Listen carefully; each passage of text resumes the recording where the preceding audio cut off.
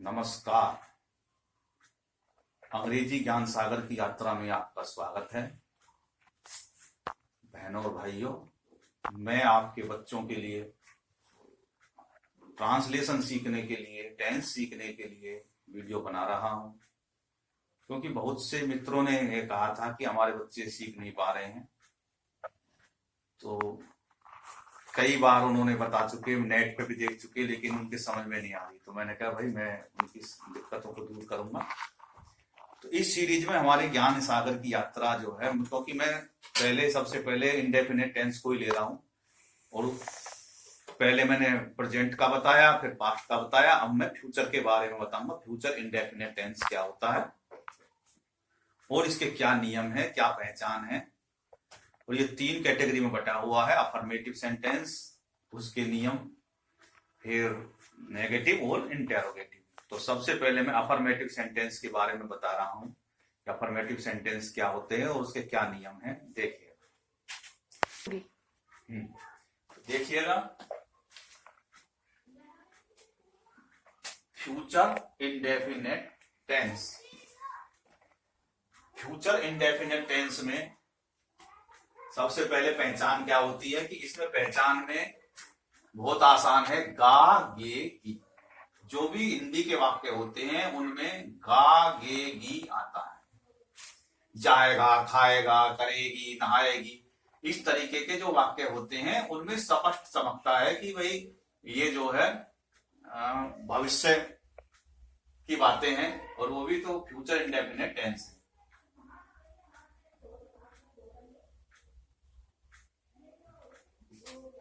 Formula क्या है? Formula जो हमने बनाया है ये है अफर्मेटिव सेंटेंस। इसको हिंदी में सकारात्मक वाक्य कहते हैं। अफर्मेटिव सेंटेंस के लिए फॉर्मूला क्या होता है? इसमें सब्जेक्ट प्लस शैल, विल और वर्ब की फर्स्ट फॉर्म और ऑब्जेक्ट। तो इसमें एक नया इंट्रोडक्शन हुआ शैल और विल का। ये मॉडल होते हैं बेसिकली, लेकिन यहाँ पे इनको शैल और विल का जो फ्यूचर में इंडेफिनिट टेंस बनाते समय इनका बार बार प्रयोग होगा, आगे भी होगा। और इसमें वर्ब की फर्स्ट फॉर्म लगती है। कोई ज्यादा इसमें गड़बड़ नहीं है कि शैल और विल का प्रयोग होता है सब्जेक्ट के बाद में, और फर्स्ट फॉर्म लगती है, और बाद में ऑब्जेक्ट लगा देते हैं। अब समस्या ये आएगी कि भाई शैल कहां लगेगा, विल कहां लगेगा। जैसे उसमें थी डू डज, कहां लगेगा। तो इसमें जो कंफ्यूजन होता है वो कहां शैल लगेगा, कहां विल लगेगा। तो इस कंफ्यूजन को भी वैसे मॉडर्न अंग्रेजी में जब हम बातें करते हैं तो शैल वैल कुछ नहीं लगता, केवल विल लगती है। लेकिन चूंकि हमको एग्जामिनेशन देना है और हमारे गुरुजी क्या लकीर के फकीर हैं, ये भी तो दिक्कत है बच्चों के साथ में। गुरुजी लकीर के फकीर है, हाय हाय हमने तो शैल पढ़ा था, इस बच्चे ने शैल क्यों नहीं लगाया, 0 दो इसको। तो ये जो लकीर के फकीर जो गुरुजी हैं, जिनकी वजह से बच्चे परेशान हैं, वो विकसित नहीं हो पा रहे, उनकी सोच विकसित नहीं हो रहे हैं उन लकीर के फकीर गुरुजी की वजह से। क्योंकि उन्होंने तो यही सोच कर चला है कि भाई हम तो इनको बिल्कुल ऐसे करेंगे। तो इसलिए भारत जो है वो लकीर का फकीर बना रह गया, और दुनिया अंग्रेजी के मामले में डेवलप होती चलेगी। क्योंकि हम तो बिल्कुल एक एक में कमी निकालते रहते हैं, ये नहीं लगा, वो नहीं लगा। मॉडर्न अंग्रेजी में ये नहीं लगता, इनको छोटी मोटी गलतियां होती है, इनको नेगलेक्ट कर देते हैं। तो मॉडर्न अंग्रेजी में हम बातें करेंगे तो किसी से जैसे आमने सामने बात होगी तो सेल वेल का प्रयोग नहीं तो वहां विल का होता। लेकिन क्योंकि हमने एग्जाम देना है, और एग्जाम देने के लिए हमें ये सेल का और विल का प्रयोग करना है। तो सेल कहां लगता है? सेल 2 जगह लगता है, आई और वी के साथ में। याद रखना, आई और वी जहां आए वहां हमको सेल लगाना है। बहुत सी जगह वो आगे की कैटेगरी है, लेकिन हम क्या करें, अभी जो है वहां सेल विल भी खत्म हो जाता है, तो वहां विल लगती है। और जो जहां पे विल लगता है वहां सेल लगता है। लेकिन हम क्या है, इस कंफ्यूजन को आगे नहीं बढ़ाएंगे, हम सीधा सीधे कह रहे हैं कि भाई सेल लगेगा 2 जगह, आई और वी के साथ में सेल लगेगा। तो क्या है कि कहां सेल और विल लगेगा, उसके नियम। आई और वी के साथ में सेल लगेगा, और बाकी सभी कर्ताओं के साथ में, सब्जेक्टों के साथ में विल लगेगा। जैसे ही, सी, यू, दे आदि, चाहे वो एक वचन हो बहुवचन हो, इससे कोई फर्क नहीं पड़ता, केवल आई और वी का के साथ में ही सेल लगता है। ये मोटा मोटी बातें हैं। अब क्योंकि हमने और वर्ब कौन सी लगती है, फर्स्ट फॉर्म लगती है, क्योंकि हमने अब सारे बता दिए, नियम बता दिए। नियम क्या, सेल विल के नियम बता दिए। सेल जो है आई और बी के साथ में लगता है, बाकी सब जगह विल लगेगा, और वर्ब भी फर्स्ट फॉर्म लगती है। तो अब नियम और फॉर्मूला समझ में आएगा, धड़ाधड़ बनाते चलेंगे सेंटेंसेस। एग्जाम्पल है, मैं आज यहीं ठहरूंगा, तो पीछे क्या लगा हुआ है, गा। इससे समझ में आया, पहचान हुई। सबसे पहले हमने पहचानना है वाक्य कौन सा है, तो उसमें आया गा। तो कौन है, सब्जेक्ट कौन है, मैं को अंग्रेजी में कहते हैं आई, और आई के साथ में मैंने क्या बताया था, सेल का प्रयोग होता है। आई सेल, और फर्स्ट फॉर्म क्या, ठहरने को कहते हैं स्टे, तो स्टे। और यहां को कहते हैं हियर, और आज को कहते हैं टुडे। तो आई सेल स्टे हियर टुडे। दूसरा है, हम गाना गाएंगे, हम गाना गाएंगे। तो इसमें क्या है, वी है, हमको कहते हैं वी, तो वी के साथ में क्या लगता है, सेल, और गाने को कहते हैं सिंग। सेकंड फॉर्म होती है सॉन्ग, तो हमें क्या, सिंग सॉन्ग, सॉन्ग तो सिंग का प्रयोग करेंगे। वह दिल्ली जाएगा, तो ही क्या है, उस कैटेगरी में आता है कि जहां पे विल लगता है।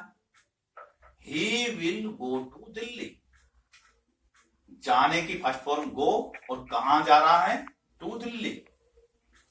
रमेश को कल सजा मिलेगी, क्या है आखिरी में, गी। तो इससे पहचान हो गई हमें, ये इंडेफिनेट है उसका, फ्यूचर का। इसके लिए नियम क्या है, रमेश क्या है, नाउन है, और नाउन है क्योंकि ना तो आई में आ रहा ना बी में आ रहा, डायरेक्ट नेम है, तो उसके साथ में विल लगेगा। गेट पनिशमेंट, क्योंकि फर्स्ट फॉर्म है get, Ramesh will get punishment. और कल, क्योंकि ये फ्यूचर की है बातें, तो कल को क्या बोलेंगे, टुमारो। टुमारो जो है का प्रयोग करेंगे। रमेश, अगर होता है अगले दिन सजा मिलेगी, तो अगले दिन क्या नेक्स्ट डे होता, कि भाई रमेश को अगले दिन सजा मिलेगी, तो यहां पे होता नेक्स्ट डे। अब इसमें है कल का प्रयोग हो रहा है, तो इसलिए tomorrow. Ramesh will get punishment tomorrow. वे युद्ध जीतेंगे, तो आखिरी में क्या होगा, गागेगी, तो गे लगा हुआ है, तो वे को बोलते हैं दे, यहां पे विल का प्रयोग होगा, विल विन दी बैटल, युद्ध को बोलते हैं बैटल। भारत उन्नति करेगा, तो भारत सब्जेक्ट है इसमें, भारत इंडिया, और इंडिया के साथ में लगेगा विल। प्रोग्रेस, मैं जाऊंगा, ये मैं जानबूझ के दोबारा से लिखा क्योंकि भूल ना जाए। यहां आएगा आई, और आई के साथ में मतलब साथ में लगेगा सेल, तो आई सेल गो। अब यहाँ पे आया था मैं दिल्ली जाऊंगा, तो वो ऊपर जो है नहीं है, मैं बताता हूं। यहाँ पे वह दिल्ली जाएगा कहा, तो इसमें लग जाएगा आई सेल गो टू दिल्ली। तो ये मैंने एग्जाम्पल बताए, और अब मैं दोबारा से बता देता हूं कि इसमें फ्यूचर इंडेफिनिट टेंस में ज्यादा कोई कुछ जो घबराने की बात नहीं है। इसमें दो मॉडलों का प्रयोग होता है, सेल और विल का। सेल जो लगता है वो आई और बी के साथ में लगता है, वर्ब की फर्स्ट फॉर्म लगती है, पहले सब्जेक्ट आता है, फिर सेल विल आते हैं, और उसके बाद में वर्ब की फर्स्ट फॉर्म आती है, फिर ऑब्जेक्ट होता है, लिख देते हैं।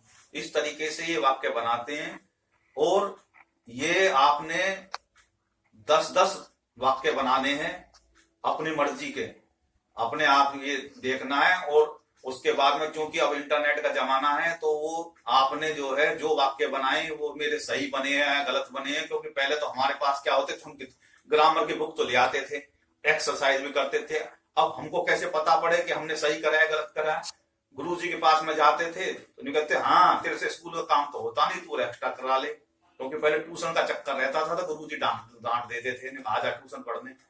तो अब देखिए बहुत सी सहूलियत मिल गई है। इंटरनेट का जो है सहूलियत जो है उसका हमें सही जगह प्रयोग करना चाहिए। तो इसी के साथ में सभी बच्चों से मैं कहता हूं कि भाई रटने से काम नहीं चलेगा, समझो, अभ्यास करो। तो वीडियो को ज्यादा से ज्यादा देखें, शेयर करें, अपने मित्रों को, बाल बच्चों को बताएं कि भाई ये जो है वीडियो है। जय हिंद, जय भारत, भारत माता की जय।